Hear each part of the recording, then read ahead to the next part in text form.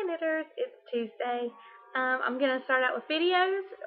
For everybody that's watching, I'll start out with videos and what I've been working on. And then I will move into talking about Hunger Games, just like Jenny did yesterday. And I will let you know before that, so if you don't want to be spoiled to it, if you haven't seen it yet or whatever, then you can cut it off then, okay? So, Jenny, I like the punishment ideas. Will you stop throwing stuff at me? Sorry, Steve's sitting over there. I like the punishment ideas. I think my favorite one is the fitness video for knitters. I think that would be funny. I do like the 500 miles one though. I think that would be funny too. So but I like the fitness one better.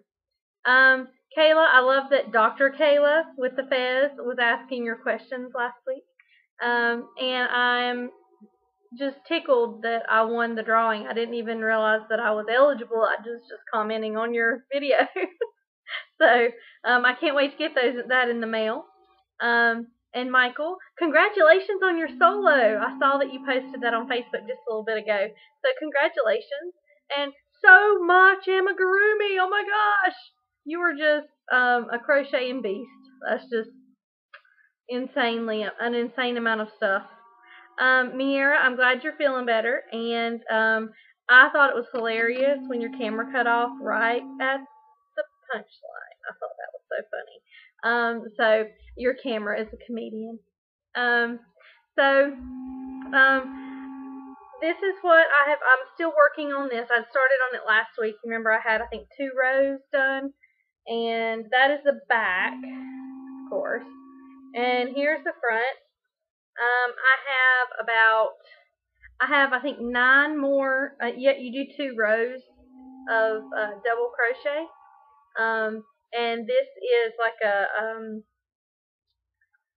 an extended double crochet, so you wrap it 3 times, but you pull it through 4, so you're going through 2, through 2, through 2, through 2, to make a really long double crochet here, and I've got 9 more of these to do to finish. So I'm excited. I'm doing really well on that. And now I'm going to talk about the Hunger Games. So if you don't want spoilers, you want to cut this off right now. Okay? Are you going? Okay, now I'm going to talk about it. Loved the movie. There were some things in it that I wish would have, or things in the book that I wish would have been in there. But, the same thing with Harry Potter. There are just, it's a different adaptation of, it's just, anyway. But for what it was really, really good. I enjoyed it.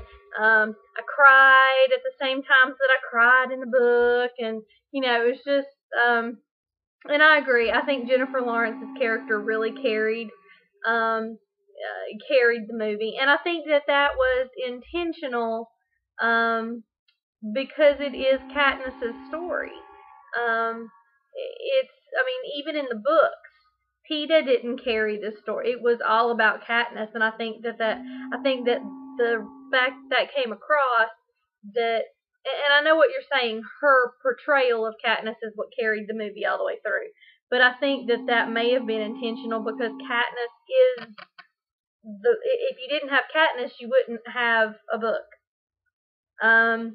But that's what I think anyway. But I think all of them did a really good job. Clove, wow. You want to talk about some anger.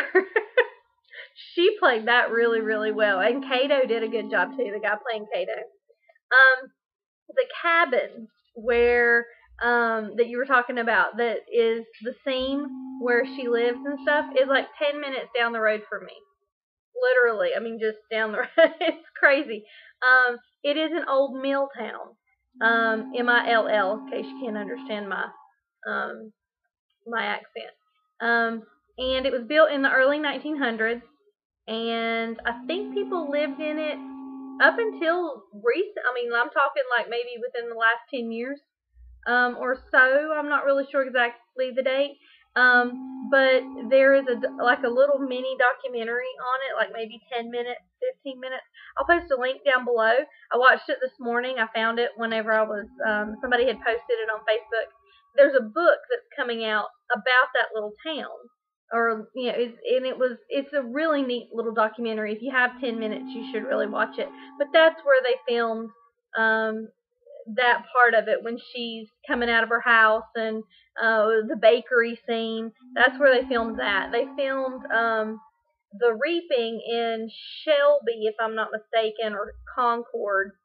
I can't remember. It's like the outside of an old cigarette tobacco type plant type thing. That's where they filmed that, if I'm not mistaken. And then, of course, in Asheville's where they filmed the games themselves.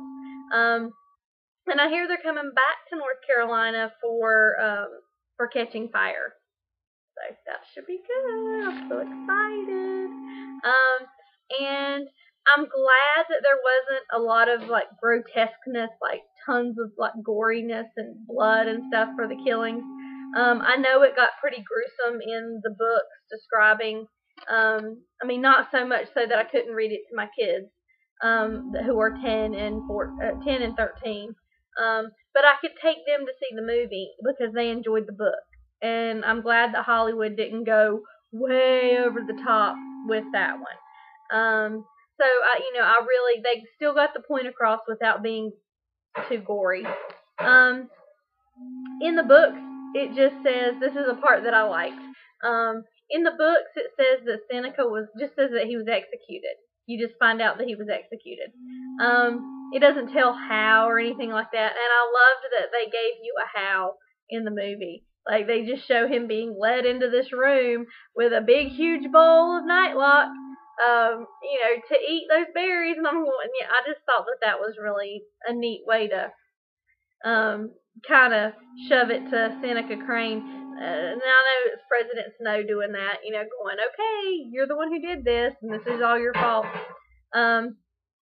And there are a lot of people that are upset with the shakiness of some of the scenes in the film, and I liked it. I think it gave a lot of the movement made you more anxious, and there was a lot of anxiety in this film, and I think that it helped get you into that because it made you anxious. It made you, why is it like this? It made you edge of your seat, and I thought that was. I don't think it was overly done. Not like what are those movies like the 8mm or something? I can't remember the name of the movie that's like that, but where it's really, really shaky and it's really like the camcorder thing.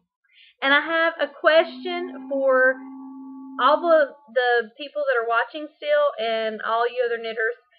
There's a big not controversy, but a big thing going on about Foxface. There's a big question about whether or not it was an accident that she ate the berries.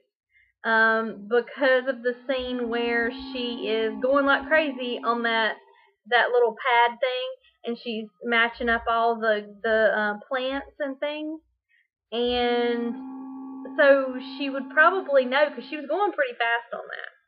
So she would probably know what nightlock was, I would think. And so there are people out there saying that they think that it was quite possible with it just being down to her and Cato and Katniss and Peeta, that she decided because she knew she couldn't fight them that she would just go ahead and eat those berries. I don't know. I'm kind of on the fence about that. I don't think that it was intentional in the book I don't think it was intentional that she ate the berries. I think that she really did think that they were okay because Katniss and Peeta were going to eat them. And so I tend to lean on the thing because Peeta didn't know what they were. And the only reason that Katniss knew what they were is because her dad had told her.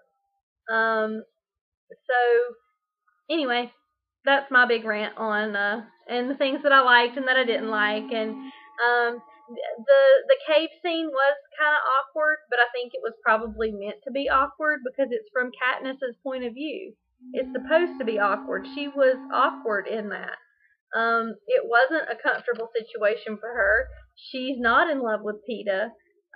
Anyway, that's just my thoughts on the whole thing. And I have rambled now for about 7 minutes on Hunger Games. So I'm going to go, and I will see Kayla tomorrow. Bye! Oh, I forgot to post. I'm sorry, I forgot. I will make a second post, probably tomorrow, about the patterns, because I don't have them in front of me right now, and for you guys to pick what you want me to work on next, because I'm almost finished with this blanket. Bye.